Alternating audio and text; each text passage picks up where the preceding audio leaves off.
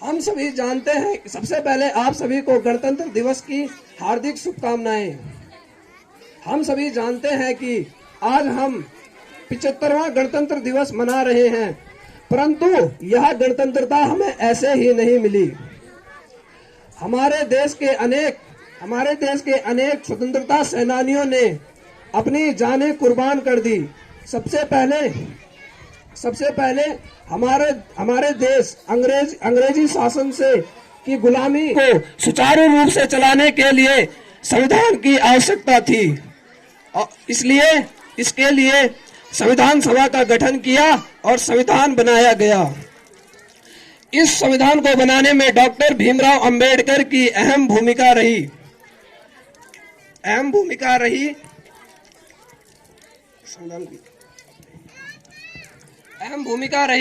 इसके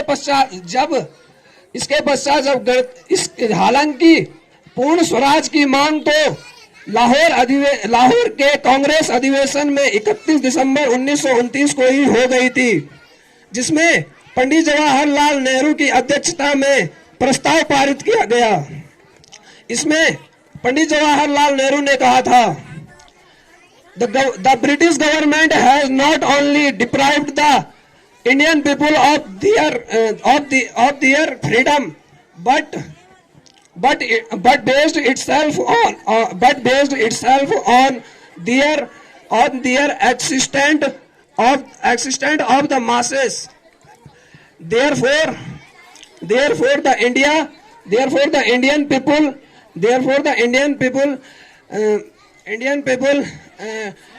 discharge the British connection and attain the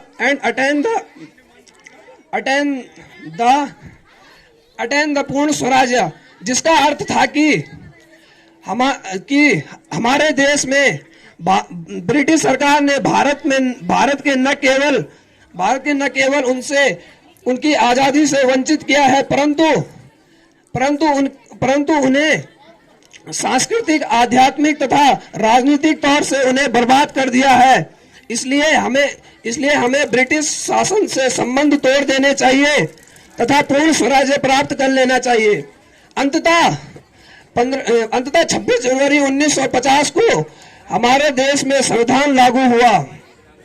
हमारे देश को संविधान लागू करने तथा स्वतंत्र कराने के लिए अनेक स्वतंत्रता सेनानियों ने बलिदान दिया। इसलिए आज हम उन स्वतंत्रता सेनानियों को दिल से सलाम करते हैं। जब हमारा देश गणतंत्र दिवस मनाता है तो इस भारत माँ को उन हमलों की याद आती थी जब पुलवामा हमले और कश्मीर की आतंकवादी हमलों ने हमारे देश को झकझोर दिया, जिस पर कुछ पंक्तियां हैं। दाबोगे अगर तो और उभर आएगा भारत,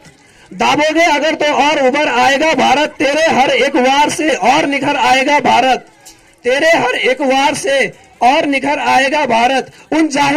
उन जाहिल आतंकवादियों को गलत फहमी हुई है कि पुलवामा के धमाके से डर जाएगा भारत, पुलवामा के हमले से डर जाएगा भारत। ए पाक, तेरा ख्वाब नजारा ही रहेगा, तू किस्मत का मारा था मारा ही रहेगा। तेरे हर एक सवाल का जवाब करारा ही रहेगा। कश्मीर कल हमारा था और हमारा ही रहेगा। साथियों, आज हम गणतंत्र दिवस मना रहे हैं, परंतु स्वतंत्र और गणतंत्र होने के इतने वर्षों बाद भी हमारा देश जाति धर्म के नाम पर भेद करता हुआ दिखाई दे रहा है, जिससे देश आंतरिक रूप से पिछड़ चुका है। जिस पर चंद पंक्तियां हैं कि किसी को लगता हिंदू खतरे में है, किसी को लगता मुसलमान खतरे में है, किसी को लगता हिंदू खतरे में है, किसी को लगता मुसलमान खतरे में है। अरे धर्म का चश्मा उतार कर तो देखो, पता लगेगा कि सारा हिंदुस्तान खतरे में है। तो आइए आज हम इस गणतंत्र दिवस के शुभ अवसर पर इन समस्याओं को दूर करने का पूर्ण प्रयत्न करें। अंत में मैं ज्यादा न कहकर अपनी वाणी को यही विराम देना चाहूंगा। और आप सभी को पुनः गणतंत्र दिवस की हार्दिक शुभकामनाएं देता हूं। धन्यवाद। जय हिंद, जय भारत, जय उत्तराखंड।